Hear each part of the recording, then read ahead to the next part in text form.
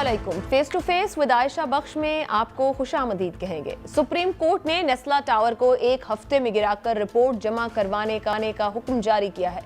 कल का दिन इसी हवाले से बहुत हंगामा खेज रहा। Association of builders and developers आबाद की कॉल पर कल नेस्ला टावर पर एक मुजाहिरा किया गया, जिस पर पुलिस की जानिब से लाठी चार्ज और आंसू गैस की शेलिंग हुई। चेयरमैन आबाद मोहसिन शेखानी के मुताबिक इजाजतनामा होने के बावजूद नेस्ला टावर को तोड़ने का हुक्म दिया गया। अगर यही हालात रहे तो कराची के बाद हैदराबाद में भी काम बंद कर देंगे। जब लोगों को एतमाद ही नहीं होगा इंडस्ट्री, तो इस हालात में आबाद काम करने की पोजीशन में नहीं था कि ये कब तक ऐसा होगा कि करोड़ों रुपए फीसें भरने के बाद, सालों वेट करने के बाद, एनओसियां लेने के बाद आपके प्रोजेक्ट्स की कोई वैल्यू नहीं। तो हमारा राय अमल नेक्स्ट यही है कि ये कंस्ट्रक्शन इंडस्ट्री का काम आज कराची में बंद किया है, कल हैदराबाद कर देंगे। हम पूरे पाकिस्तान में अगर जहां भी ये प्रॉब्लम्स आ रही है, जहां डॉक्यूमेंटेशन को नहीं माना जा रहा, हम काम नहीं कर सकेंगे। आबाद का मुतालिबा है कि लार्जर बेंच बनाकर मामला फिर से सुना जाए, जबकि MQM पाकिस्तान ने नेस्ला टावर को रेगुलराइज करने का मुतालिबा किया है।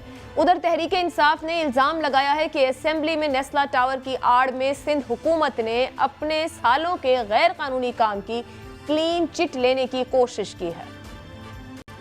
उन्होंने कह दिया कि हमने सिंध असेंबली के अंदर एक करारदाद जमा कराई और तहरीक इंसाफ ने उसकी मजम्मत करी और फाड़ के फेंक दिया। जब करारदाद हमारे पास आती है, उसके ऊपर लिखा हुआ है कि सूबे सिंध के अंदर जितनी भी 2 नंबरियां हुई हैं, मतलब जो कुछ उन्होंने किया है उस सबको रेगुलराइज करा दिया जाए। उस करारदाद में कहीं भी नेस्ला टावर का जिक्र नहीं था। दूसरी जानिब साबिक चीफ जस्टिस की मुबैना ऑडियो लीक के मामले पर शुबहात बढ़ते जा रहे हैं। अब जब तक मामला किसी कोर्ट ऑफ लॉ के सामने नहीं जाता तो ये मामला मुतनाज़ ही रहेगा, लेकिन कोई भी फरीक मामले को अदालत लेकर जाने में दिलचस्पी जाहिर नहीं कर रहा है।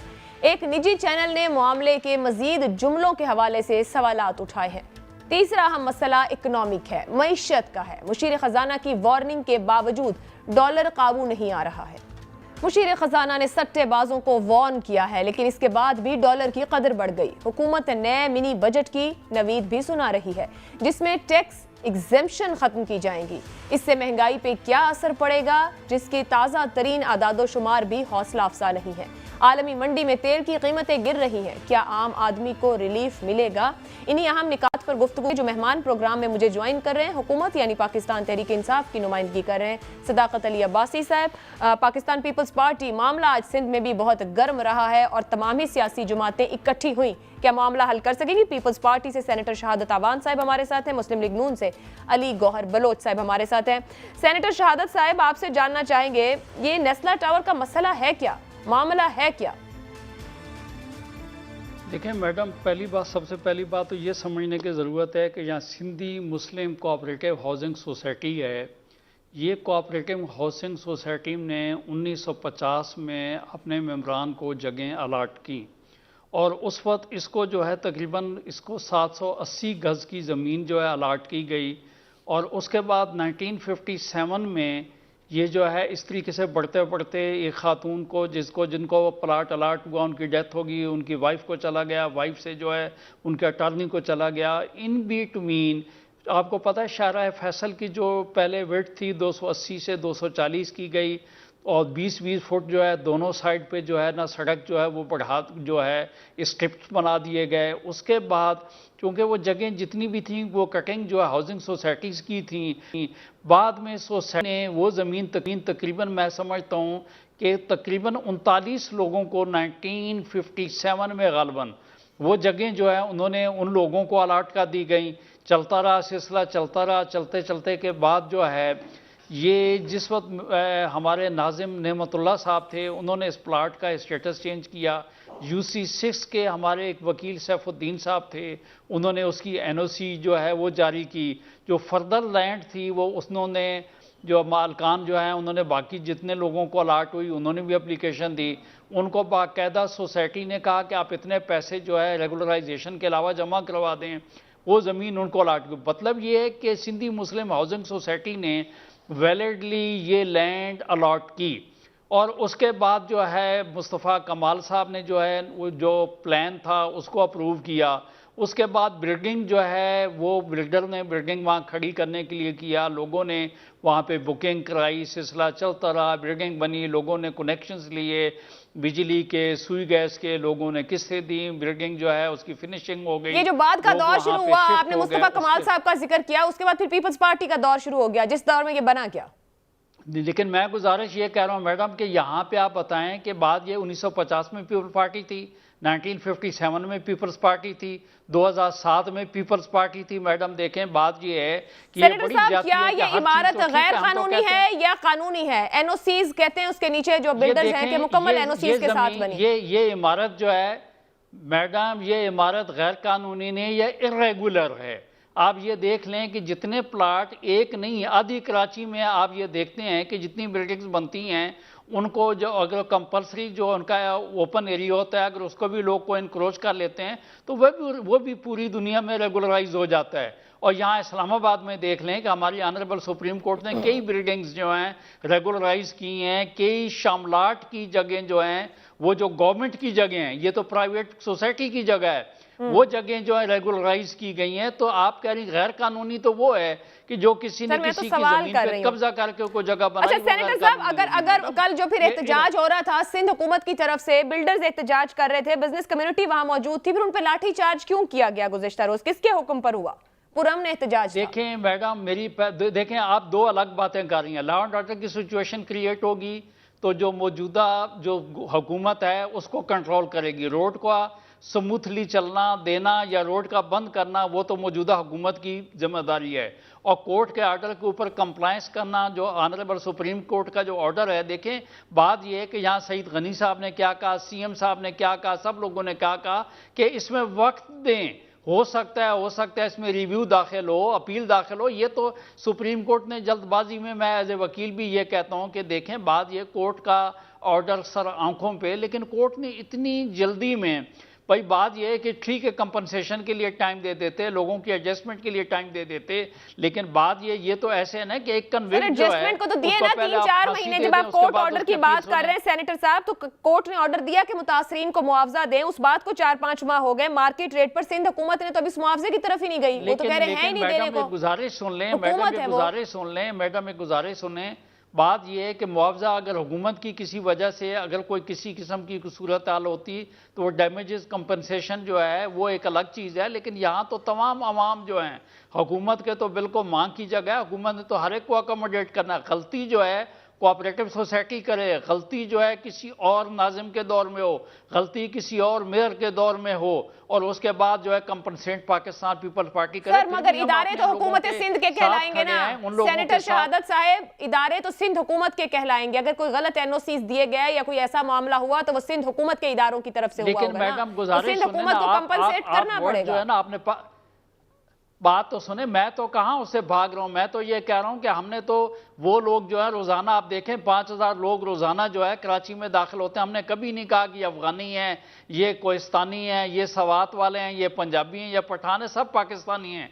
हमारे लिए तो जितने भी आम रहते हैं, सिंध गवर्नमेंट तो हर एक को अकोमोडेट करती है। हमने तो कच्ची बस्तियों को भी जो है उनको भी जो है ना लीज दी हैं, उनको भी अलाटमेंट्स दी हैं, हुकूमत देगी। हुकूमत ने इनकार नहीं किया। ऑनरेबल सीएम साहब जो हैं सुप्रीम कोर्ट के पास जाकर उन्होंने यही कहा कि हमें मुनासिब टाइम दें ताकि ये लोग जो हैं यहाँ से निकलेंगे। चलिए मैं आपकी तरफ वापस आती हूँ, फिर जानने की कोशिश करूंगी कि ये मुनासिब टाइम क्या है। टाइम मुनासिब एक तो सियासतदानों के लिए बड़ी अच्छी टर्म है। सदाकत अली साहब ये फरमाइएगा कि नेस्ला टावर के मसले पर पाकिस्तान तहरीक इंसाफ का, हुकूमत वक्त का, वफाक का मौक़िफ़ क्या है?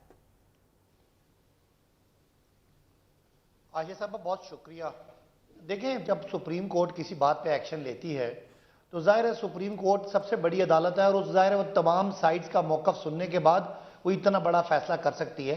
लिहाजा मैं बहुत ज़्यादा, मैं उसकी मेरे पास मालूमात तो नहीं है, लेकिन मुझे नॉर्मल जो प्रोसीजर है लॉ का उसका तो मुझे पता है कि वो इंसानी जो इमलाक है उसकी बचत, मुल्की मफादात को सामने रख के दोनों पार्टीज़ के मौक़िफ़ सुन के अगर सुप्रीम कोर्ट ने फैसला किया तो ये सीधी सीधी बात है। आपको पता है कि यहाँ किस तरह का हुकूमत है और किस तरह का राज है। बाकी चीज़ें तो छोड़ दें, यानी इनका ये एक ही मसला ले लें। इनकी हुकूमत ने मुतासरीन को एडजस्ट करने में और जिन इदारों की गलती थी उनको ठीक करने में इन्होंने क्या किया। अभी हमारे सेनेटर साहब कह रहे हैं कि जी गलती MQM की थी और पीपल्स पार्टी क्यों दे? पीपल्स पार्टी को अपने पास से तो नहीं दे रही, ये तो इदारे हैं, उन्हीं इदारों से जो वो टैक्स लेते हैं, जो लोगों से प्लॉटों की फीस लेते हैं, जो नक्शों की फीस लेते हैं, ये उन्हीं की तरफ से होना चाहिए। अगर आपकी नाक के नीचे कोई गैर कानूनी काम हुआ है तो उसके आप जिम्मेदार हैं। अगर पहले भी हुआ है, जब से हम सुन रहे हैं कि सुप्रीम कोर्ट ने इस पे एक्शन लिया हुआ है, तो ये हुकूमत वक्त की जिम्मेदारी है, ये तो पहली बात होगी। उसके बाद ये बड़े जमहूरी बनते हैं, दूसरों को फाशिस्ट कहते हैं, और ये देखें कि मुजाहिरीन हैं, अगर वो एहतजाज कर रहे हैं तो उनको अकोमोडेट करना पड़ता है, उनको सुनना पड़ता है। उनको लाठियां मारने का कौन सा तरीका है कि आप जनाब सड़कों पे जमहूरियत के बड़े आप दावेदार हैं और आप 4 लोग एहतजाज करने आए, सदाकत अली साहब गैस कर रहे हैं, आप उनको सदाकत अली साहब आप बिल्कुल दुरुस्त कह रहे हैं कि आवाम के एहतजाज और पुरअमन एहतजाज पे ये नहीं होना चाहिए, लेकिन जो आज की सूरत हाल है, अब से कुछ देर पहले किया है, वो ये है कि पाकिस्तान तहरीक इंसाफ यानी कि वफाकी हुकूमत के जो नुमाइंदे हैं वहां पर, इत्तेहादी मुत्तहिदा कौमी मूवमेंट, बिल्डर्स एसोसिएशन, ये सब एक पेज पर है। बड़ी तवील प्रेस कॉन्फ्रेंस की गई है, उनकी तरफ से कहा गया है कि इसको रेगुलराइज किया जाए। और इसके साथ में आपको एक गुफ्तगू खुर्रम शेर जमान साहब की सुनाना चाहूंगी। क्या PTI इरादतन या तर्ज बन गया है सिंध हुकूमत पर तनकीद का, या वाकई आप लोगों को लगता है कि सिंध हुकूमत गलत तरफ है? क्योंकि ये जो मैंने आपको नाम लिए हैं ये सब एक प्लेटफॉर्म पर है। सुनवाइएगा खुर्रम शेर जमान को। साजिश है ये वजीर आजम के खिलाफ कि वजीर आजम इमरान खान एक तरफ कंस्ट्रक्शन इंडस्ट्री को आगे बढ़ाना चाहते हैं, रोजगार देना चाहते हैं, और दूसरी तरफ सिंध हुकूमत जो है वजीर आजम की इस पॉलिसी के खिलाफ है। जी सर, बिल्कुल देखें ना, मैं तो ये कह रहा हूं कि जो मुतासरीन है, अगर इदारा सिंध हुकूमत क्यों ने गड़बड़ की तो मुतासरीन को अकोमोडेट करना इनका ही बनता है। मैं तो बारहा यही कह रहा हूं कि कोर्ट ने जो भी कॉग्निजेंस लिया है, कोर्ट ने जो भी एक्शन सजेस्ट किया है, जाहिर है कोर्ट ने तो जाहिर है हर चीज को मद्देनजर रख के किया है, तो सीधा सीधा हुकूमत की नाकामी है। और हुकूमत जो है सिंध हुकूमत इस मसले को हल करे। दूसरी जो बात खुर्रम शेर जमान कह रहे हैं वो आप देख लें कि हम यहाँ पे आटा सस्ता करने के लिए गंदम रिलीज करते हैं, इनकी गंदम वहां से गायब हो जाती है, ये गंदम रिलीज नहीं करते। हम यहाँ से अगर हमारे यहाँ मैं आती हूँ महंगाई पर आती हूँ, मगर खुर्रम शेर जमान तो फिर गवर्नर रूल का मुतालबा कर रहे हैं ना सिंध में। सर आप लोग तो कहते हैं ना, वजीर आजम भी और वज़रा भी कहते हैं कि सारी महंगाई का जिम्मेदार सिंध है। ये तो है, इसको रखें एक तरफ। बताएं, अगर यूरिया खाद सिंध में 57% ज्यादा जाती है और वहां खाद गायब हो जाती है, तो वो हुकूमत है या माफिया की सरपरस्ती कर रही है? यहाँ पंजाब में चीनी पे छापे पड़ रहे हैं, यहाँ पंजाब में यूरिया पे छापे पड़ रहे हैं, कोई जखीरा अंदोजी करता है। तो क्या वफाक चाहता है फिर गवर्नर रूल लगा दे सिंध में? देखे ना, देखे मुझे सुने, अगर वफाकी हुकूमत सारे स्टेप्स के बावजूद सिंध हुकूमत माफिया के साथ मिलके हुकूमत को नाकाम कर रही है, तो कोई ये भी तो ऑप्शन हो सकता है, इसमें क्या बुरी बात है? सिंध हुकूमत इतनी पावरफुल है कि वो वफाक को नाकाम कर सकती है, तो वफाक इन रिटर्न गवर्नर रूल चाहता है। Is this the way? नहीं, मेरी बात सुने, अगर कराची में सबसे ज्यादा आटा चीनी महंगा हो रहा है और उसकी वजह से पूरे पाकिस्तान का इन्फ्लेशन, कराची के जो बहुत बड़ा कराची का एरिया और बहुत बड़ी आबादी है, उसकी वजह से अगर इन्फ्लेशन पूरे मुल्क में है और हम तनकीद सुनते हैं और लोग उस महंगाई से पिस रहे हैं, तो कोई हमें उसमें पीपल्स पार्टी से मोहब्बत तो नहीं है? अवाम पाकिस्तान पहले मोहब्बत नहीं है वैसे आप लोगों को पीपल्स पार्टी से, ये तो कहने की भी जरूरत नहीं है। सदाकत अली साहब, बहुत नापसंदीदा है आपको सिंध हुकूमत।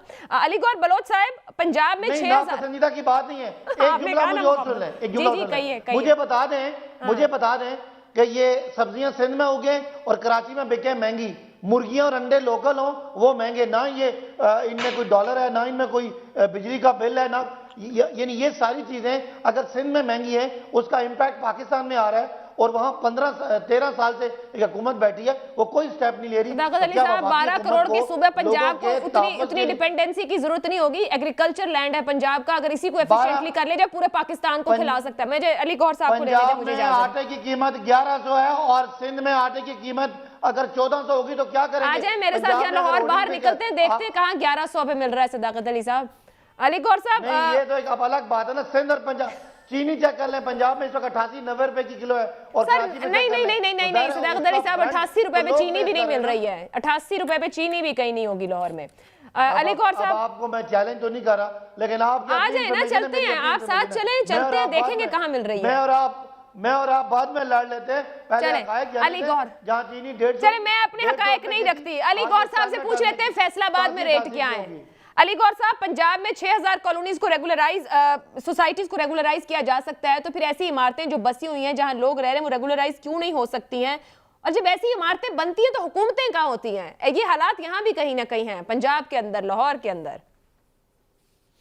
बिस्मिल्लाहिर्रहमानिर्रहीम। देखें आयशा, मैं तवक्को करता हूं कि जितना आपने अब्बासी साहब को टाइम दिया है उससे कोई थोड़ा सा कम, लेकिन कुछ टाइम दीजिएगा। अक्सर आप भी अपोजिशन का गला घोंट देती हैं हुकूमत के साथ मिलके।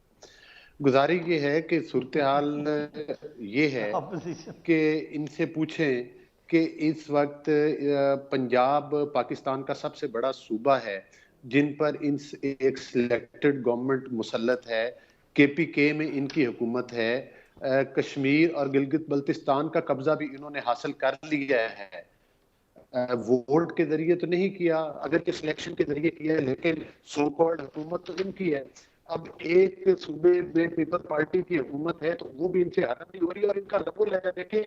मैं तो इनको बिल्कुल वासी साहब का शुक्रिया अदा करता हूँ कि कम से कम टॉक शो में भी इनका लबो लहजा ऐसे ही होता है कि हाँ हम गवर्नर आज लगा देंगे। मतलब जाहिर है, साफ पता चलता है कि ये आदमी इलेक्टेड नहीं है, ये सिलेक्टेड हुकूमत है और सिलेक्टेड हुकूमत का नुमाइंदा बात कर रहा है। जाहिर है इतनी डिक्टेटरशिप, इतना तकब्बुर, इतना गरूर तो किसी सिलेक्टेड की जुबान में हो सकता है, किसी इलेक्टेड नुमाइंदे की जुबान में नहीं हो सकता। दूसरी मैं ये गुजारिश करूंगा कि जो मुझे ये बताएं कि पंजाब में आटा क्या सस्ता मिल रहा है? पंजाब में DAP खाद जो है आयशा बख्श 9,000 10,000 पे भी ब्लैक रेट में भी नहीं है, कीमत 10,000 तक पहुंच चुकी है और फिर भी अवेलेबल नहीं है। फिर इनकी चीनी जो है वो मतलब है कि अब शुगर मिल चल चुकी हैं, फिर भी 120 और 30 रुपए के दरमियान में बिक रही है। आटा जो है वो इनका सिंध से भी महंगा मिल रहा है और गायब है मार्केट से, अब उसकी शॉर्टेज आ रही है। आप देख लें कि पेट्रोल का बहरान जो है वो मतलब है कि पिछले दिनों पैदा हो गया। कोई ऐसा शोबा नहीं है। जहां तक आप रेगुलराइजेशन की बात कर रहे हैं तो हाँ, अगर ये नस्ला टावर जो है ये बनी गाला का महल होता तो 1 मिनट में रेगुलराइज हो जाता और वफाक ही इंटरफेयर करके कर देता। यही तो मकसद है कि इस पाकिस्तान में दोहरा कानून चल रहा है, सिलेक्टेड के लिए और कानून है, आम आवाम और अपोजिशन के लिए और कानून चल रहा है। आपने देखा कि इस्लामाबाद में जो मतलब है कि ये हमारा कश्मीर हाईवे है, श्रीनगर रोड आजकल इसको बोलते हैं, इसके इर्द गिर्द कई आपने देखा कि मार्केट गिरा दी गई, कुछ कई लोगों के साथ विक्टिमाइजेशन की गई, लेकिन इमरान न्याजी का घर जो कि वो जिसकी आज तक वो रसीदें नहीं दिखा सका, सिर्फ वो कहता है कि जमायमा की ईमेल को तस्लीम कर दिया जाए कि ये पैसे मुझे दिए थे। मतलब है कि वो गैर कानूनी घर जो है वो रेगुलराइज हो सकता है। जहां तक नस्ला टावर का ताल्लुक है, अदलिया ने फैसला जरूर दिया है, लेकिन मैं समझता हूं कि ये रिस्पॉन्सिबिलिटी भी फिर अदलिया ही फिक्स करे कि इन जो बेचारे मुतासरीन हैं, अगर एक बंदे के पास दुरुस्त कंपनसेशन की बात है, मगर अली गौर बलोच साहब, मुअज़्ज़ज़ अदालतें देखभाल के फैसले करी, मगर सवाल तो फिर ये दूसरा हिस्सा तो ये भी सामने आना चाहिए ना कि जब इस तरह की इमारतें बनती हैं तो वो हुकूमत वक्त कहाँ होती है, इदारे कहाँ पर होते हैं, उस वक्त पे वो NOCs कैसे जारी हो जाते हैं? देखिए, ये जो नस्ला टावर वाला मामला है उसको अदालत ने बड़े गौर से देखा है। मुझे बहुत डिटेल में तो मतलब इसका मैं नहीं कह सकता, लेकिन ये है कि सबसे पहले तो जिम्मेदारी उन हुकूमतों की है जो उस वक्त गवर्नमेंट थी, जिन लोगों ने इसको रेगुलराइज किया, जिन लोगों को ने इसकी सिफ्त, एक उर्दू में बोलते हैं कि सिफ्त चेंज करना, कि इसकी कमर्शलाइजेशन में इसको सीखनी थे या जो भी रेजिडेंशियल था तो उसको या जिस पर्पज के लिए था उससे उसको चेंज करके कमर्शलाइज किया गया, और अगर वो गलत किया गया तो उन लोगों के, उन अफसरों के खिलाफ भी कार्रवाई होनी चाहिए। अगर उन लोकल बॉडी के जो इदारे थे जिन्होंने नक्शा पास किया उस वक्त देखने के इस वक्त कौन लोग थे और किस तरह से ये पास हुआ। तो ये एक, मैं आपको आयशा बख्श ये भी बताऊं कि ये मसला कोई छोटा सा मसला एक नस्ला टावर का नहीं है। अगर जिस तरह से सुप्रीम कोर्ट ने नस्ला टावर का एक्शन लिया, यकीन करें कि अगर आप इस मेरिट के ऊपर चल जाए तो शायद पूरे पाकिस्तान की आधी कमर्शियल बिल्डिंग आपको गिरानी पड़ जाए। और वाकई इस पर जो लोग गलत तरीके से नक्शे पास करते हैं, और बाद में देखें उन लोगों का क्या कसूर है। जब गवर्नमेंट एक नक्शा पास कर दिए, गरीब ने वहां पर, हो सकता है कि उसके पास अपने छोटे छोटे बच्चों के लिए वो एक फ्लैट ही हो, उसने तो गवर्नमेंट ने अप्रूवल दी तो उसके बाद खरीदा ना, वो प्लाजा खड़ा हुआ, तो फिर उसमें लोगों ने खरीदारी की। सबसे पहले उन मुतासरीन की हकरसी होनी चाहिए, ये भी कोर्ट ही अब बिल्कुल दुरुस्त, रिस्पांसिबिलिटी बिल्कुल दुरुस्त। करे एक ब्रेक की कि इजाजत जितने दीजिएगा। वो यकीनन हुकूमत सिंध को अवाम ऑर्डर का करती है, नुकसान हो रहा है और कंपनसेशन होना चाहिए। का कसूर बिल्डर या फिर बिल्डिंग कंट्रोल अथॉरिटी का, और उन लोगों को भी दायरे में लाया जाना जरूरी है। एक ब्रेक के बाद गुफ्तगू आगे बढ़ाएंगे।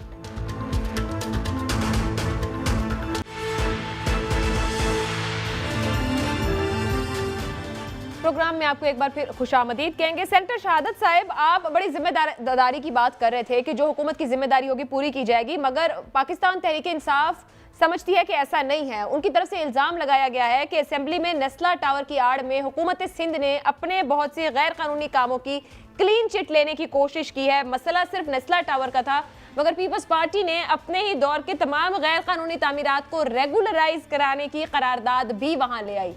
सर, ऐसा ही है तो क्यों? देखें, मैं आपको पहली बात तो ये कहूँ कि सदाकत साहब ने जो कुछ कहा नहीं, अपनी जज्बाती बातें करते हैं। मौजूदा गवर्नमेंट जो है उसके जहन में एक ही बात है कि बस खाली रोज़ की बातें जो यही करते हैं कि पाकिस्तान पीपल्स पार्टी और सिंध के ख़िलाफ़ बातें करते रहें, लेकिन असल जो चीज़ है कि गरीब के जिस्म जान का जो रिश्ता है वो कायम नहीं है। जिसके लिए गवर्नमेंट को जो काम करना है वो काम तो वो नहीं कर रहे हैं। नस्ला टावर की तो उनको फिक्र है, वो हमारा मसला है, हम अपना सूबा चलाएंगे। आप अपने पंजाब की बात करें, जहाँ पे इन्होंने कोऑपरेटिव हाउसिंग सोसाइटीज़ जितनी भी हैं जो लोगों की कब्जे करके जगह बनाई गई थी, वहाँ बुजदार साहब ने एक तरीका रख दिया, जी हमें इतने पैसे आप दे दें, ये आपकी कोऑपरेटिव सोसाइटी जो है लीगलाइज हो जाएगी। वहाँ पे आम के बागात काट के कोऑपरेटिव सोसाइटीज़ बना दी गई। बोला कोई बात नहीं है जी, ये बहुत ज़रूरी जगह हैं, ये हमने अवाम को जो है अकोमोडेट करना है। मेरा कहना ये है कि ये यहीं के लोग हैं, इंशाल्लाह यहाँ पे बसेंगे, यहाँ पे रहेंगे। फेडरल गवर्नमेंट तो कम अज़ कम जो है इनके जो 50 लाख घर हैं उनमें से जो है ना वो इन लोगों को चीज़ अलाट करने के लिए नहीं अप्लाई करेंगे, ना इनको चाहिए। इंशाल्लाह ताला ये सिंध गवर्नमेंट का मसला है, ये लोग देखते रहेंगे। सिंध गवर्नमेंट ही इनको अकोमोडेट करेगी और उसके बाद जो सिचुएशन होगी आपके सामने होगी। देखें, मसला सिलसिला ये है कि मैं अपने दोस्तों को ये कहता हूं भाई कि आपकी अब 14-15 महीने की गवर्नमेंट है कि खुदा के वास्ते आप सूबों को जो है ना, सूबों में नफरत मत फैलाएं, लोगों को आप उकसाने का काम मत करें।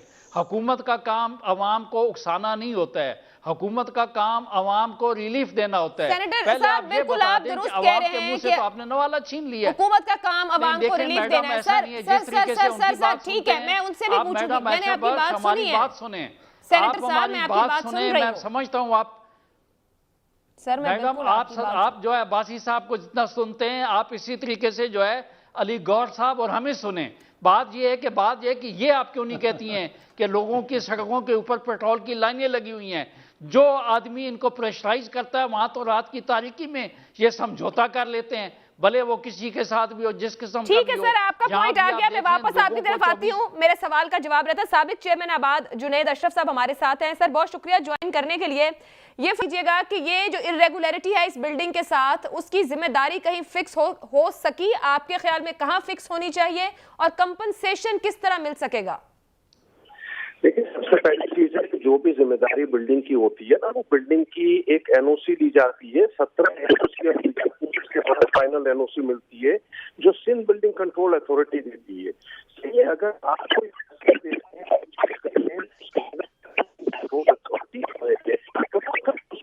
उसको जिम्मेदार ठहराएं, लेकिन लोगों को कैसे एतमाद होगा कि एक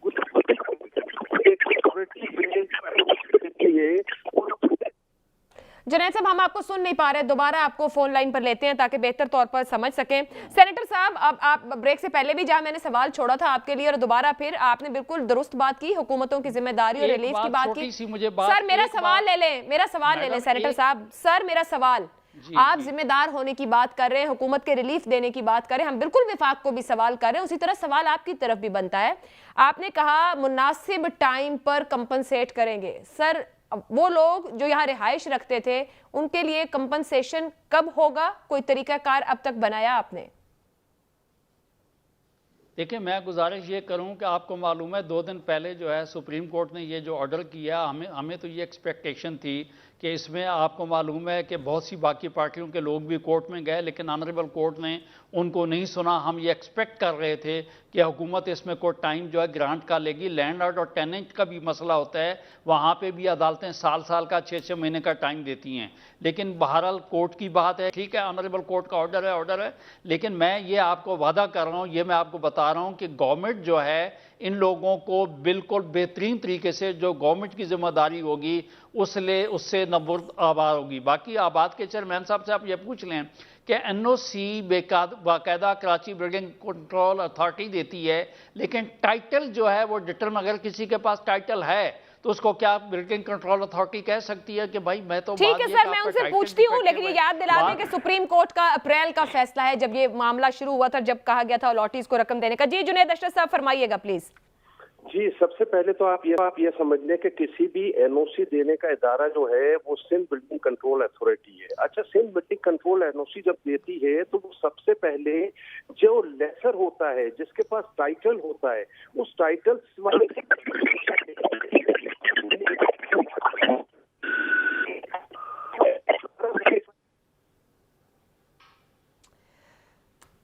तो उसके बाद कोई 15 एनओसीज और हैं आयशा, जो एनओसीज एक बिल्डर लेता है, और इसके बाद एक फाइनल एनओसी चीजें वो आम लोगों में सेल कर सकते हो। मुझे ये बताइए कि इतनी एनओसीज लेने के बाद, इतनी टाइटल वेरिफिकेशन लेने के बाद, और वो प्लाट पर्टिकुलर नस्ला की बात कर रहे हैं, तो वो 1950 में अलॉट हुआ था। आज से 70 साल पहले वो प्लॉट किसी को दिया गया था, उसके बाद कई दफा ट्रांसफर हो चुका है, उसके बाद कई अथॉरिटीज ने उसकी वेरिफिकेशन की है, और फिर सिंध बिल्डिंग कंट्रोल ने एनओसी दी है, और आफ्टर दैट उसको सेल किया गया है, और उसके अंदर बनाने में 5 साल लगे हैं, और उस 5 साल में कोई नहीं आया कि भाई इसके अंदर कोई इर्रेगुलरिटी है। उसके बाद 4 साल जुनैद साहब, कतई कलामी की माजरत, राइट नाउ क्या बिल्डर्स, क्या तमाम स्टेक होल्डर्स अपना केस बेहतर तौर पर पुटअप नहीं कर सके? कल जो एहतजाज, आज जो प्रेस कॉन्फ्रेंस, अब तक फिर आप लोग खामोश क्यों थे? सवाल ये उठता है कि आखिर कहीं तो रिस्पॉन्सिबिलिटी फिक्स होगी ना। अगर एक आम वहां पे रिहाइश रखने वाला मुतासिर हो रहा है, उसकी कंपनसेशन नहीं हो पा रही है। रिहायशियों ने भी पुटअप किया है, लेकिन उनको सुना नहीं जाता है। अगर किसी इस तरह का ऑर्डर हो जाएगा तो वो अवाम जो यहाँ पे ओवरसीज पाकिस्तानी और पाकिस्तानी जो यहाँ के सिटीजन हैं, जो पैसा जमा करके लगाते हैं, वो किसके दरवाजे पे जाएंगे? हम तो चीफ जस्टिस साहब से बारहा अपील कर रहे हैं कि भाई कोई कमीशन बनाइए। पंजाब के अंदर, पूरे पंजाब में, पूरे पाकिस्तान में जितनी चीजें हैं वो रेगुलाइज हो रही हैं। आपके कराची के अंदर 17,000 एकड़ जमीन आप रेगुलाइज कर देते हैं बैरिया टाउन को। आप कराची के इस्लामाबाद के अंदर जो है वो रेगुलाइज कर देते हैं। यहाँ पे अगर 100-200 गज का कोई मसला भी है तो आप उसको रेगुलाइज करें। अगर कोई कहीं किसी डिपार्टमेंट से गलती हुई और कम से कम डिपार्टमेंट को तो ऑन बोर्ड लेके सजा दें। सर, नेस्ला टावर तो फिर अब गिराया जा रहा है ना, उसके तो गिराने का अमल जारी है। अब इससे अगला सवाल है कि आखिर अलॉटीज को कैसे कंपनसेशन होगी? इसका कोई तरीका कार क्या बिल्डर देगा, हुकूमत देगी? बिल्कुल, बिल्डर जो है वो तो जमाने हुए बेच के चला गया है, फिर भी आज वो खड़ा हुआ है, फेस कर रहा है। वो अलाटीज को आज बेचारों को सबसे पहले तो रेंट दे रहा है, और रेंट पे उनको अपार्टमेंट दिला रहा है कि वो बेघर ना हो। मकसद अगर हुकूमत बेघर कर रही है और वो घर दे रहा है कि नहीं अलाटीज को सपोर्ट करे, और डेफिनेटली वो इसके बाद भी टाइम दिया जाए। तोड़ना जरूरी नहीं था।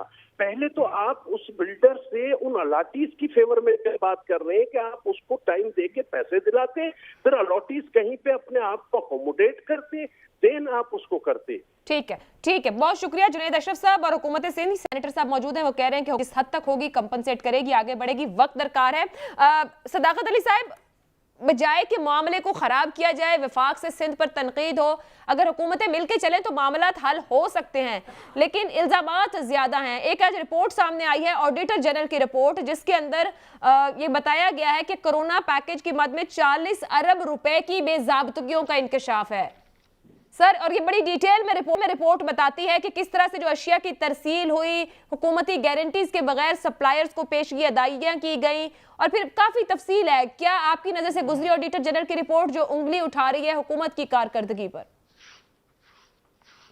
जी आयशा, आपके सवाल के दो हिस्से हैं। पहला सवाल है कि अगर हुकूमतें लड़ती रहें तो मसला हल नहीं। देखें, ये सिंध का अंदरूनी उसका सूबाई हुकूमत का मसला है, और अगर वो अपना कानून कोई बदलना चाहते हैं तो बदलें। बाकी उन्होंने जब अदालत, ये जो बातें यहाँ कर रहे हैं इनको अदालत में करनी चाहिए, ताकि हम समझें कि अदालत ज़ाहिर है अवामी मफाद में ही बात करेगी, मुल्की मफाद में ही बात करेगी।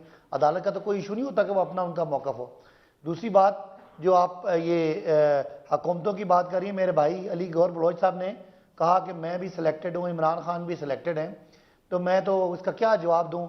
अगर पाकिस्तानी मौजूदा सियासी तारीख में कोई आदमी सिलेक्टेड है तो उसका नाम नवाज शरीफ है, जिसने बगैर किसी जद्दोजहद के जनरल जिलानी की गोद में और जनरल ज़िया-उल-हक की क्या उसकी गोद में जाके बैठे और अपनी सियासत शुरू की। बाकी तो किसी को सिलेक्टेड कहना मुनासिब नहीं है। पाकिस्तान में इलेक्शन हुए हैं और इलेक्शन के नतीजे में ये भी जीते हैं। ये जीत के आए हैं अली गौहर साहब, ये इलेक्टेड हैं, और उसी रिजल्ट में मैं सिलेक्टेड हूँ। मेरा ख्याल है इसका फैसला देखने वाले कर लें कि मुझे लोगों ने 1,36,000 वोट लिया है, मुझे ये कहें कि जी मैं सिलेक्टेड हूँ, और इनको जितना वोट पड़ा है ये इलेक्टेड हैं। और इमरान खान जिसको 2.25 करोड़ वोट पड़ा है वो सिलेक्टेड है, और नवाज शरीफ जो पता नहीं चले छोड़े वो इलेक्टेड है, और वो ज़िया-उल-हक साहब उनको पकड़ के लाएंगे। ये बातें मेरा ख्याल है ऐसे ही एक रेटरिक है, पॉलिटिकल रेटरिक है इनका, जिसकी कोई हैसियत नहीं है। बाकी इनके लोग कितने अच्छे हैं वो आपने देख लिया होगा कि वो वीडियो में क्या चल रहा है। और पहले एक टीवी ने वीडियो का पहला हिस्सा उधेड़ के रख दिया जो मरियम साहब ने अपनी प्रोडक्शन हाउस में बनाई, और कल जियो न्यूज़ ने दूसरा उनका जो हिस्सा था उधेड़ के रख दिया। लोगों की बेचारों की बड़े बड़े जो पाकिस्तान के इदारे हैं उनके सरबराहों की ये वीडियो ऑडियो बना के उनको जोड़ जाड़ के अपने लिए रिलीफ मांगने वाले क्या बात करेंगे। तो मैं सदाकत साहब, अगर आपको इतना कमजोर मौक़िफ़ नजर आता है, आप इस बात पर आगे, अगर इतना कमजोर मौक़िफ़ है नून लीग का, तो हुकूमत खुद क्यों नहीं अदालत चली जाती है? आपको नजर भी आ रहा है ये कमजोर है, आपको लगता है फेक है सब कुछ, तो अदालत जाना चाहिए आपको तो इस मामले पे, ताकि ये और एक्सपोज हो जाए। मुझे बताएं, क्या देखिए मरियम साहब ने बनाई, तो मरियम साहब का कैलिब्री फॉन्ट फेक नहीं था, मरियम साहब का कतरी खत फेक नहीं था, उनका बयान झूठा नहीं था कि मेरी पाकिस्तान में क्या, लंदन में क्या, पाकिस्तान में भी कोई प्रॉपर्टी नहीं है, वो झूठ साबित नहीं हुआ। मियां साहब मगर ये साबित तो फिर अदालत के फोरम पर होगा ना सदाकत साहब, ये मेरे आपके कहने साबित है। मरियम साहिबा is a convicted lady, Nawaz Sharif साहब सजा याफ्ता हैं, और बेचारों को आपने क्या सजा देनी है? वो ऑलरेडी मुजरिम हैं, सजा याफ्ता हैं, इश्तिहारी हैं, तो ऐसे बंदों को आप क्यों सुनते हैं, क्यों उनकी बातें चलाते हैं? इनकी वीडियो टेप सर, अब ये एक अलग मामला है ना, आप हर बात को दूसरे के साथ जोड़ेंगे। तो मुझे एक ब्रेक की इजाजत दें, फिर अली गौहर साहब से तसल्ली से इस बात का जवाब लेते हैं। एक ब्रेक लेते हैं, ब्रेक के बाद वापस आते हैं।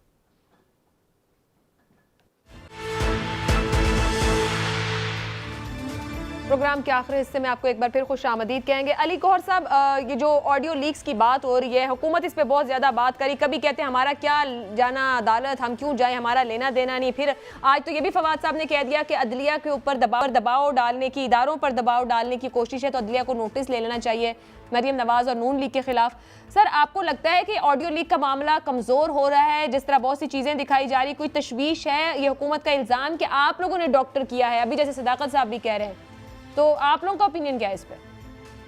देखें, बड़ी सिंपल बात है, कुछ चीज़ें तो बड़ी क्लियर हैं। एक, आज मरियम साहिबा ने ट्वीट की है जिसमें इमरान न्याजी साहब तस्लीम कर रहे हैं एक टीवी चैनल के इंटरव्यू देते हुए कि भाई मुझे जस्टिस खोसा ने कहा कि तुम एप्लीकेशन लेकर आओ, हम तुम्हारा काम कर देते हैं। फिर दूसरी बात यह है कि जो वो जिस अदालत ने, जिस एहतसाब कोर्ट ने मियां नवाज शरीफ साहब को सजा सुनाई थी, उसमें से मशकूक लोग निकल रहे हैं। एक साफी उनका पीछा कर रहा है और उनसे पूछ रहा है कि वो मतलब है कि आप इधर क्या करने आए थे और किस मकसद के लिए आए थे, और ये वही एलिमेंट्स हैं जिनको बेनकाब करने, क्या इस वीडियो की भी फराद करवाने की जरूरत है? आपके सामने है कि जिस तरह से फैसले लिए गए, इसीलिए तो हम इनको सिलेक्टेड बोलते हैं, और इसीलिए आज इनका एहतसाब नहीं होता। ये दोनों हाथों के साथ, आपको पता है कि कोरोना की वो खैरात का पैसा भी खा गए, अरबों रुपए जो बाहर के मुमालिक ने पाकिस्तान की गरीब आवाम के लिए दिया था। आज ये आटे में अरबों रुपए खा जाए, आज ये चीनी में अरबों रुपए खा जाए, कोई इनको पूछने वाला नहीं। नैब के चेयरमैन की वीडियोस भी इनके पास हैं जिसके जरिए ब्लैकमेल करके अपनी मर्जी के फैसले लेते हैं। जस्टिस सिद्दीकी साहब के बयान को भी फरानिक करवाने की जरूरत है जो उन्होंने दिया था। जस्टिस नसीम अदन शाह ने जो इंटरव्यू दिया था उसके भी फरानिक करवाने की जरूरत है, तो वो भी फरानिक करवा लें। फिर जो चीफ जज हैं गिलगित बल्तिस्तान के, जो उन्होंने अपना एफिडेविट दिया है, उस एफिडेविट का आप फरानी करवा लें, वो तो खुद बैठे हुए हैं, वो उनकी मैं समझता हूँ सर वो तो आपकी जमात के कारकुन भी कहें, वो खुद कहते हैं, उनके बेटे के भी इतने इंटरव्यूज आ गए, आज फवाद साहब ने भी कहा। सर अभी आपने मरियम की जिसका हवाला दिया, उन्होंने जो अपलोड किया सोशल मीडिया पे, उसमें वो कह रही है दुनिया की कोई अदालत इन सबूतों को झुटला नहीं सकती है। तो सर फिर आप अदालत क्यों नहीं ले जाते कि एक ही बार दूध का दूध पानी का पानी हो, वहां फॉरेंसिक हो, सबूत रिकॉर्ड हो और अदालती फैसला आ जाए इस मामले पर, अगर ये झुटलाया ही नहीं जा सकता। बड़ी आपने मुनासिब बात की है। हम अपने वकला की मशावरत के बाद चले भी जाएंगे। मुझे ये बताएं कि साकिब निसार साहब जो हैं वो अदालत, वो क्या देखे ना, वो खुद साबिक चीफ जस्टिस हैं और हालत ये है कि वो कहते हैं कि मैं पागल हूं जो मैं अदालत में जाऊंगा। इसका मतलब है कि जो अदालतों में जा रहे हैं वो पागल हैं, जो अदालतों के सामने सैकड़ों पेशियां भुगत रहे हैं वो तमाम लोग पागल हैं। हाँ, ये समझदार ज्यादा है, इनको पता है कि इन्होंने अपने दौर में अदालतों में क्या सलूक किया, किस तरह से अदलिया का तशख्खुस इन्होंने अपने दौर में खराब किया। आज ये अदालतों के सामने जाने से क्यों कतराते हैं? जो अली गौर साहब, फिर वो एक मुस्लिम लीग नून का भी माजी है। मैं माजी में नहीं जाना चाहती। अरशद मलिक की वीडियो आप लोगों ने प्रेस कॉन्फ्रेंस में रखी, आप लोग आज तक अदालत नहीं गए। सर सबका ही हाल है ना, सबका ही माजी है। मैं आपको हाल बता रहा हूँ। हाँ, तो सर पीपल्स पार्टी के एतजाज एहसन साहब कहते हैं कि जब आप प्रेस कॉन्फ्रेंस में वीडियो रखते हैं अरशद मलिक की, 1.5 साल हो गए, मैं तो फिर वही बात आगे, मुनासिब वक्त, आप मुनासिब वक्त पे जाएंगे। सर 1.5 साल में आप उसी को ही अदालत ले जाते, आपको कोई रिलीफ मिल जाता है इस भाई? देखें, जो ये तो बड़े तज्जुब वाली बात होगी ना कि जिस अरशद मलिक ने फैसला सुनाया उसको आपने इस वीडियो की बुनियाद पे नौकरी से निकाला, लेकिन आपने उसके फैसले को कलअदम करार नहीं दिया। ये भी बड़े तज्जुब की बात है। आपने जस्टिस सिद्दीकी को जो है वो उसकी वीडियो के ऊपर जो उन्होंने बरमला अपने हलफ देकर बयान दिया, उसके ऊपर तो आपने उनको नौकरी से निकाल दिया। लेकिन मतलब है कि उनके मतलब अदालत नहीं जाना नून लीग ने इन मामलात को लेकर करार नहीं देते। देखें, हम तो ऑलरेडी अदालतों में पेश हुए हैं। हमने ऑडियोज वीडियोज भी आई हैं, ये हमने तो जारी नहीं, ठीक है, ये तो आपके सामने है, ये लोगों के बयानात आपके सामने हैं। हम तो तकादा करते हैं कि हमें भी इंसाफ दिया जाए, जिस तरह से कि इस सिलेक्टेड गवर्नमेंट को तो हर चीज सर तकाजे के लिए एक दरखास्त लेके अदालत जाना पड़ता है कि सर ये मेरे पास सबूत है, ये मेरी दरखास्त है, इस पर फैसला करके दें। ये हुकूमत की भी जिम्मेदारी है, ये जस्टिस साकिब निसार साहब की भी जिम्मेदारी है। लेकिन मुझे ये बताएं कि जो इमरान नियाजी की अरबों रुपया खाया और सर मुझे अच्छा ठीक है, पॉइंट आ गया आपका। कौन करेगा? सेनेटर शहादत साहब, हमारी सियासत में ये ऑडियो वीडियो की सियासत नई नहीं है, दहाइयों की पीछे कहानियां हैं और फिर बाद में साबित भी होती हैं। फिर लोगों के कभी कभार जमीर जागते हैं तो तस्लीम भी कर लिया जाता है माजी क्या है। ये जो अभी साबिक चीफ जस्टिस की ऑडियो सामने आई, पीपल्स पार्टी काफी खामोश है। क्या नून लीग की तरफ से कोई राबता किया गया आप लोगों से इस मामले पर? नहीं मैडम, पहले मैडम एक बात सुन लें कि आपने कहा सब खामोश हैं। जब जस्टिस कयूम की वीडियो सामने आई थी, सैफुर रहमान साहब वाला जो इशू था, हम कोर्ट में लेके गए।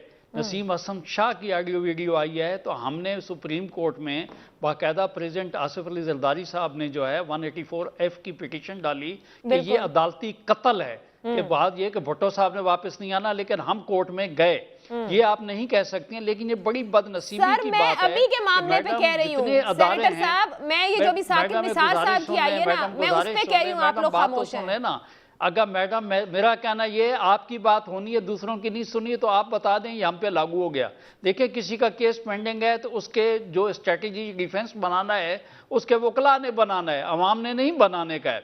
हो सकता है कि नून के जो वकला हैं, जो पेंडिंग केसेस होते हैं उसमें उनके डिफेंस काउंसिल है, उनके पास लॉयर्स की अच्छी टीम है, खुदा जाने कि वो किस राह पे चलेंगे और कौन से वक्त का तयन करेंगे, ये उनके लिए। लेकिन ये मैं कह चुका हूँ, ये बड़ी बदनसीबी है कि दीदा दानिस्ता इस मुल्क के अदारों को तबाह किया जा रहा है। आप कोई भी मुझे बता दें, कोई देखें सियासत क्या रह गई है, अदारे जो हैं वो कहाँ पे रह गए हैं, अदलियत कहाँ रह गई है, अवाम जो है वो कहाँ पे खड़ी है, हमारे मुल्क का डिफेंस जो है उसकी पोजीशन इस वक्त कहाँ है, उसके लिए हम क्या सोच रहे हैं। तो मैं ये कहता हूँ जो हमारे कौमी मसाइल हैं उनके ऊपर हमें सोचना चाहिए। ये इशू नहीं है कि कौन इलेक्टेड है कौन सिलेक्टेड है। हम तो कहते हैं इलेक्ट्रॉनिक किसी ने, RTS ने किसी के हक में फैसला दे दिया तो कल हो सकता है वो तवक्को ईवीएम पे लगा के बैठे हों कि दुरुस्त। दोबारा ईवीएम जो है वो दे दी गई। लेकिन इस वक्त मुल्क के जो अवाम है, मुल्क के अवाम जो है वो नाक तक पहुंच चुके हैं। ठीक है। मैं समझता हूं कि जो कुछ भी होता है, जहां खामोशी होती है, जहां ये मौजूदा सूरत हाल और जुल्म होता है, वहां अवाम अपना रास्ता खुद इख्तियार करते दुरुस्त, हैं। दुरुस्त। और मैं ये समझता हूं कि इंशाअल्लाह ताला इस मुल्क में बेहतरी ठीक है आएगी। सदाकत साहब, लास्ट कमेंट, हुकूमत अभी भी सोचेगी, कोशिश करेगी कि आजाद कमीशन के जरिए ये मामला एक्सपोज हो, क्योंकि अदलिया के वकार की बात है और हकाइक सामने आए, क्योंकि आप लोग इंसाफ के लिए सबसे ज्यादा कहते हैं कि आगे खड़े हैं। अच्छा, बुनियादी तौर पे तो आयशा ये मुस्लिम लीग नून को चाहिए, वो उनका प्ली है कि जो उनके साथ ज्यादती हुई है तो वो आज वीडियो ऑडियो ले जाए, आप देखिएगा इसका वही हाल होगा जो कतरी खत का हुआ। लेकिन बहरहाल ये उनका अपना फैसला है कि वो अपनी, अगर उनका ख्याल है कि सजा उनको गलत हुई है उनको बरी हो जाएगा। अब सुन लेना आप सुने ना, मैंने आपके दरमियान नहीं बोला ना, मेरी बात है। दूसरा जो आपने 40 अरब की जमाइमा की जो आप कतरी खत का अली गौहर साहब, जमाइमा की ईमेल, अगर आप चाहते हैं कि मैं ना बोलूं तो फिर मैं मर्जी आपकी। अच्छा चले, मेरे पास प्रोग्राम इमरान न्याजी अच्छा, सदाकत साहब मुकम्मल कर लें। जो आपने बात की 40 अरब हमने मान की, लिया 40 अरब की, वो ये ऑडिट अली गौहर रिपोर्ट है। साहब, फिर तो अदालत जब जाना कोविड चाहिए। आया तो वो जी सदाकत साहब, मैं आयशा आपने अदालत मेरी बारी नहीं, पे, मैं उनकी बारी ये में यहाँ नहीं के बोला नैब ना। नैब जो आपने सदाकत साहब, आप 40 मुकम्मल कर की लें। बात कर रहे मिला हुआ है, लिहाजा वो सिर्फ 40 अरब की बात कर रहे हैं, ये 2020 की मैडम मैं वो फैसला करवा purchases देता है हूं मैडम, जो मैं कोरोना के फैसला दौरान करवा देता हूं। प्रोसीजर के दोनों मेरे बगैर छोटे भाई खरीदी हैं, गई। मेरी जाहिर बात है सुने, चूंकि मैं फैसला वो करवा देता हूं। सर करवा दे फैसला इनका दोनों का, आप तो वैसे भी पसंद नहीं है। मेरा मेरी कहना बारी पे इन दोनों को ये है आप कि मौका माशाल्लाह देती अली, हैं। देखिए मैडम बात सुने, अब्बासी साहब, अली गौर बलोच साहब, मैं फैसला करवा देता हूं कि 1% ये अली जफर साहब पे कमीशन बना दें, वो फैसला कर देंगे ये 40 अरब जो है कहाँ पे गए। पहले भी आप देख रहे हैं जितनी करप्शन के केस आए, वन मैन कमीशन इंक्वायरी हो जाती है तो अली जफर साहब या कोई और भी कर दें, क्योंकि इनके लिए तो कहीं पे नहीं जाने का। क्योंकि देखें ये कुदरती बात है, इनकी हुकूमत है, इनके खिलाफ अगर कोई auditor general Pakistan auditor general को ऐसी बात कर रहे हैं तो हमारा हक बनता है कि हम जाने इस मुल्क के 40 जी अरब जी रुपए सदाकत के साहब, साथ क्या आखिरी करवा जुमला, है। एक जुमला सदाकत साहब, टाइम खत्म हो गया। पहली बात है वो जो 40 अरब बिलियन ये की सारे बात है, जुमले आयशा, आपने वो अब्बासी 40 साहब से ही बिलियन लेने का हैं। already इनमें से मेरे भाई की असेंबली में पेश हुआ हुआ है और वो प्रोसीजर को बाईपास करके सदाकत उस अब्बासी वक्त साहब, कोरोना खुदा में के वो लिए मंगवाई थी इमरान चीजें। न्याजी की पैसे भूल जाएं वापस करवा तो दें, ये मुल्की आप खजाने में अरबों जमा रुपए की करवा दें। करप्शन जो है ये चीनी पीटीआई के वाले मथे पैसे लगेगी वापस इंशाल्लाह। जमा करवा दें, आटे पीटीआई वाले पैसे ट्रांसपेरेंसी वापस पे जमा दें। बिलीव जी, करती है ठीक है। और यही डिफरेंस है। आप अभी आप देख ठीक है। लें कौन धांधली कर रहा है। चले, बहुत ये बहुत बात शुक्रिया, मेरे पास प्रोग्राम का वक्त खत्म हो गया, इजाजत दीजिए, अल्लाह हाफिज।